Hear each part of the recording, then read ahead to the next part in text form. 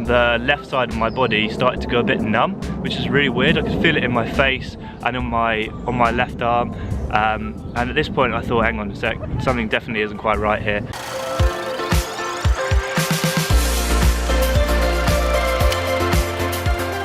Good morning guys, welcome back to another vlog. Blimey, that sun is bright. I feel like I haven't seen the sun in like 2 or 3 weeks now.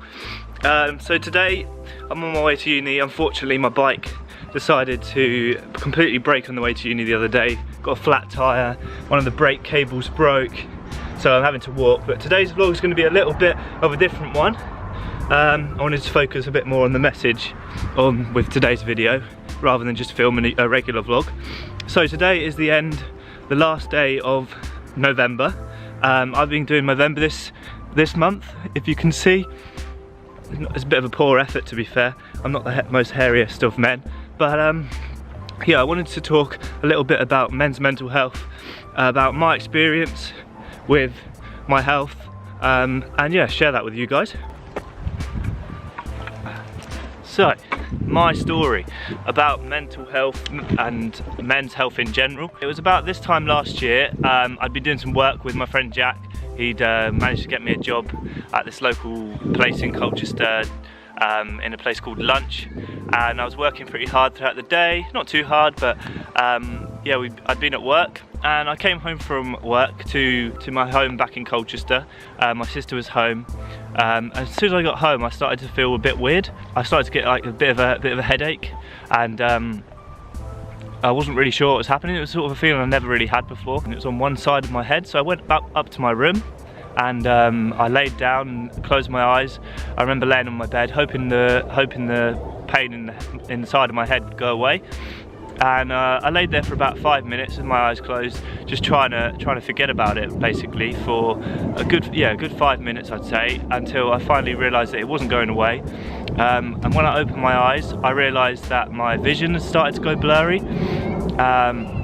which was a really weird sensation. I never really had any sort of like vision blur before, and it was really scary for me, actually. But again, I didn't say anything. I kept quiet, kept it for myself. I thought, no, it'll go away in a second. It's just a funny turn. A few more minutes went past. I was still in my room. Nothing had changed, apart from the left side of my body started to go a bit numb, which is really weird. I could feel it in my face and on my left arm.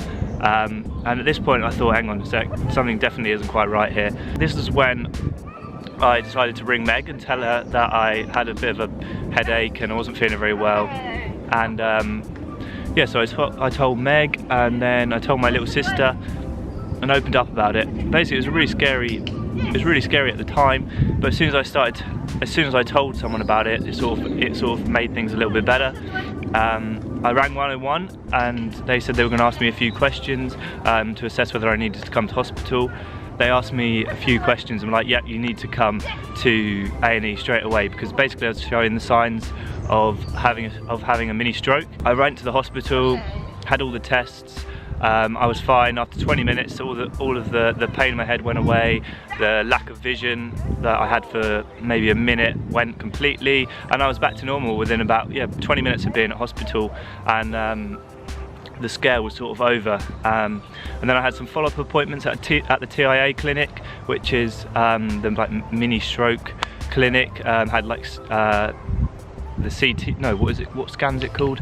You know, the ones where they go in the big dome. I can't remember the name of them. CT scan maybe? Everything was fine, and it was concluded that it was just a really weird headache that I'd had, which makes a bit more sense. It wasn't a stroke, thankfully, even though it was worrying at the time.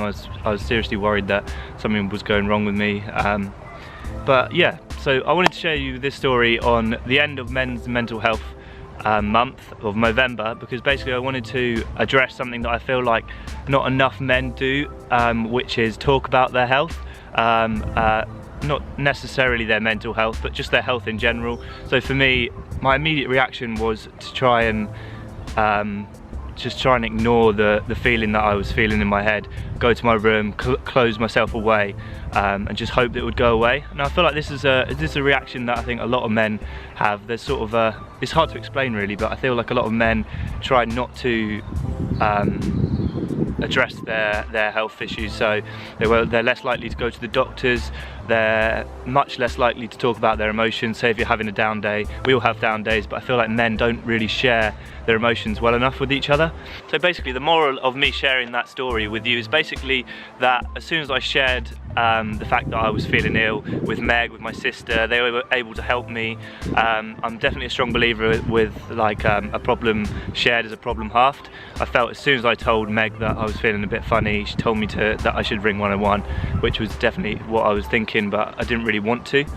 So I did that, got the help I needed, went to the hospital, and they checked me out. I was completely fine, but it could have been, you know, a lot worse. But it wasn't, thankfully. Touch wood, touch wood. So I hope if you take anything away from this video, it's that us as men, we need to talk more about how we're feeling, share our health with others, go to the doctors when we get ill, and just generally talk about our health a little bit more. One last thing, I also realised for some people it might not be as easy as just talking to someone about how you're feeling, about your health. So I know there's a lot of websites on like stuff online, helplines, that sort of thing. So yeah, just seek help from where you can get it. I'll leave some links down below. When I was thinking about making this video, I was a bit unsure with whether to do it because I know mental health is a very like sensitive subject. But then I thought the exact message of what I wanted to spread today is that we need to talk about it more. So me and not making the video would have been completely against what I believe in. So yeah, that's why I made the video. If it's helped just one person, it was worth making. And yeah, see you in another one on Wednesday. Here it goes. Don't lose the fever again.